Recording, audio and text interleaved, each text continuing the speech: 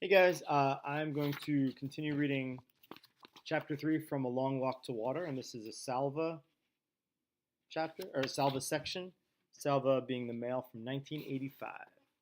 And I know I read some of this already, but I'll just start over from the beginning of the chapter. The tears were hot in Salva's eyes. Where had everyone gone? Why had they left without waking him? He knew the answer because he was a child who might tire easily and slow them down and complain about being hungry and cause trouble somehow. Would not have been any trouble. I would not have complained. What will I do now? Salva took a few steps to see what he could see. On the far horizon, the sky was hazy from the smoke of the bombs. About 100 paces in front of him, he could see a small pond. Between the pond and the barn was a house, and yes, a woman sitting in the sun. Holding his breath, he crept closer till he could see her face clearly. The ritual scar patterns on her forehead were familiar. They were Dinka patterns, which meant that she was the same tribe as Salva. Salva let out his breath in relief. He was glad that she was not Nuer. The Nuer and the Dinka had a long history of trouble. No one, it seemed, was sure where Nuer land ended and Dinka land began. So each tribe tried to lay claim to the areas richest in water. Over the years, there had been many battles, large and small, between the Dinka and Nuer. Many people on both sides had been killed. This was not the same as the war that was going on now between the rebels and the government. The Dinka and the Nuer had been fighting each other for hundreds of years. The woman looked up and saw him. Silva flinched at her glance. Would she be friendly to a stranger? Would she be angry with him for spending the night in her barn? But at least he was not alone now, and that knowledge was stronger than the uncertainty about what the woman might do or say to him. He walked toward her. "Good morning, Auntie," he said, his voice trembling. It's interesting that he's calling her Auntie. She nodded at him. She was old, much older than Salva's mother. He kept quiet, waiting for her to speak. "He must be hungry," she said at last. She stood and went into the house. A few moments later, she came back out and gave him 2 handfuls of raw peanuts. Then she sat down again. "Thank you, Auntie." Squatting on his haunches next to her, Salva shelled the nuts and ate them.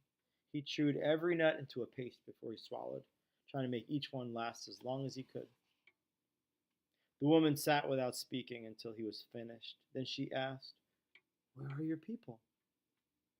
Salva opened his mouth to speak, but his eyes filled with tears again, and he could not answer. She frowned. "Are you an orphan?" He shook his head quickly.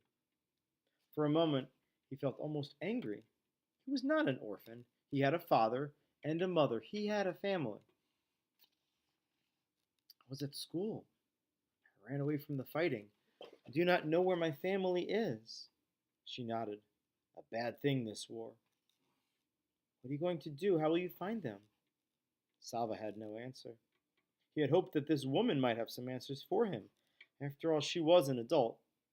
Instead, she only had questions. Everything was upside down. Salva stayed in the woman's barn again that night.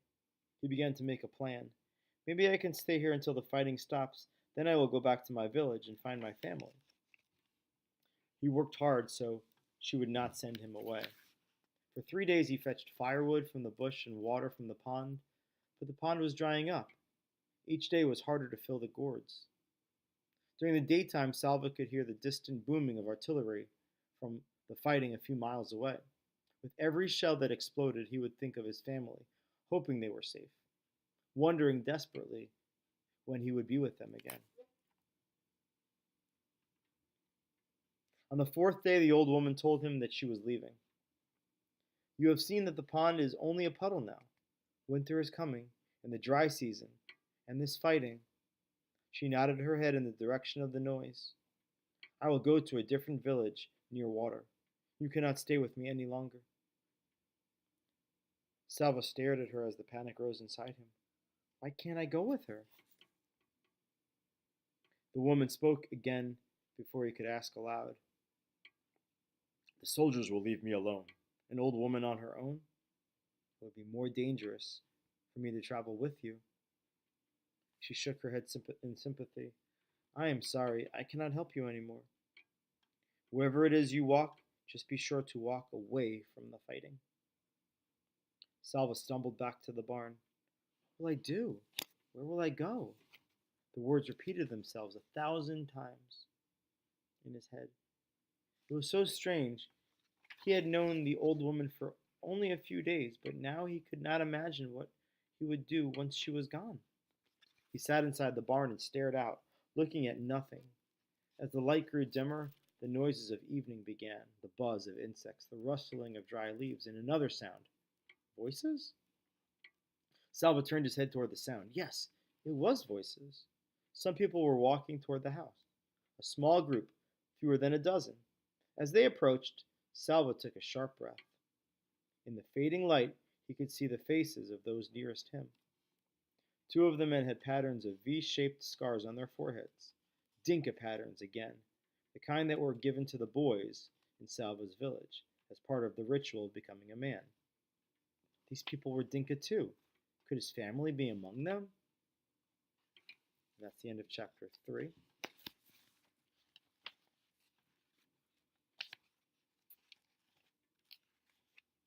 Let's do chapter 4 as well. Chapter 4, we're going to start with a Naya chapter. Naya is from 2008.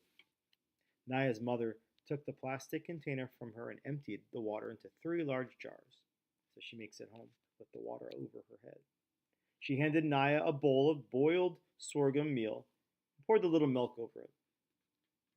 Naya sat outside in the shade of the house and ate. When she was done, she took the bowl back inside. Her mother was nursing the baby, Naya's little brother. Take Akir with you, her mother said, nodding towards Naya's sister. Glancing at her younger sister, Naya did not say what she was thinking.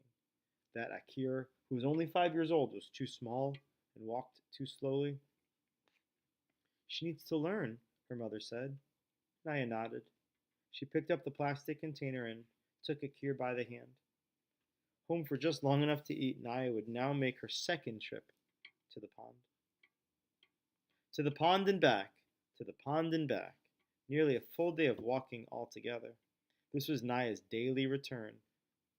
Daily's routine, sorry. This was Nyla's daily routine. 7 months of the year, daily, every single day.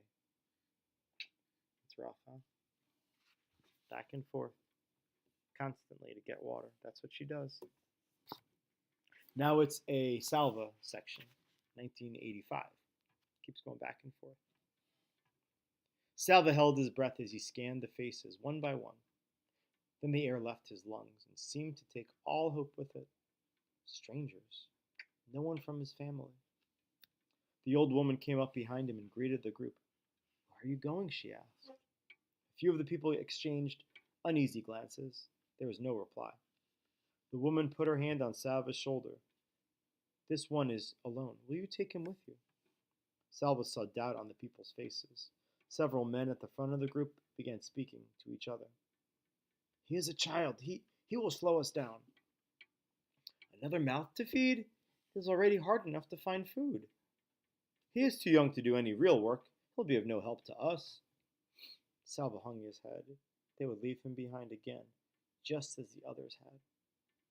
Then a woman in the group reached out and touched the arm of one of the men.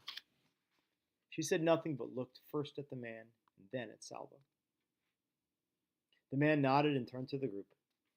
We will take him with us, he said. Salva looked up quickly. A few in the group were shaking their heads and grumbling. The man shrugged. He is Dinka, he said, and began walking away. The old woman gave Salva a bag of peanuts and a gourd for drinking water. He thanked her and said goodbye. Then he caught up with the group, determined not to lag behind, not to complain, not to be any trouble to anyone. He did not even ask where they were going, for fear that his questions would be unwelcome. He knew only that they were Dinka, and that they were trying to stay away from the war. He had to be content with that. The days became a never-ending walk. Salva's feet kept time with the thoughts in his head. The same words over and over. Where is my family? Where is my family? Every day he woke and walked with the group, rested at midday, and walked again until dark. They slept on the ground. The terrain changed from scrub to woodland. They walked among stands of stunted trees. There was little to eat, a few fruits here and there, always either unripe or worm rotten. Salva's peanuts were gone by the end of the third day.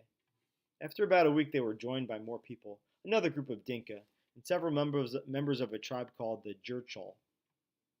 Men and women, boys and girls, old and young, walking to nowhere. Salva had never been so hungry. He stumbled along, somehow moving 1 foot ahead of the other, not noticing the ground he walked on, or the forest around him, or the light in the sky. Nothing was real except his hunger. Once a hollow in his stomach, but now a deep buzzing pain in every part of him. Usually he walked among the Dinka, but today, shuffling along in a daze, he found he had fallen a little behind. Walking next to him was a young man from the Jurchal. Salva didn't know much about him except that his name was Buksa. As they walked along, Buksa slowed down. Salva wondered sluggishly if they shouldn't try to keep up a bit better. Just then Buksa stopped walking. Salva stopped too. But he was too weak and hungry to ask why they were standing still. Buksa cocked his head and furrowed his brow, listening. They stood motionless for several moments. Salva could hear the noise of the rest of the group ahead of them. A few faint voices, birds calling somewhere in the trees. He strained his ears. What was it? Jet planes? Bombs?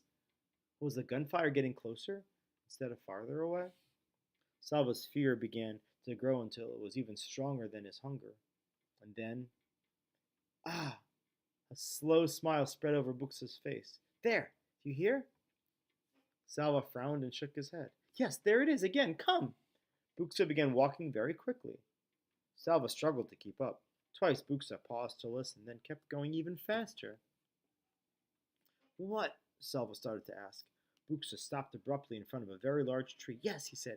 Now, go call the others. By now, Salva had caught the feeling of excitement. But what should I tell them?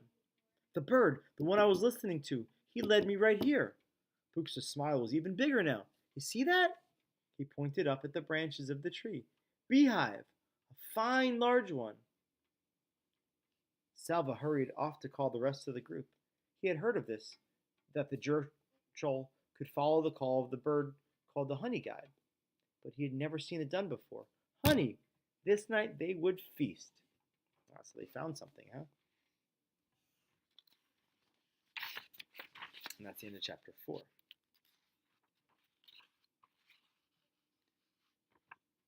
Yeah, we're going to stop there. Good luck on your Edpuzzle quiz.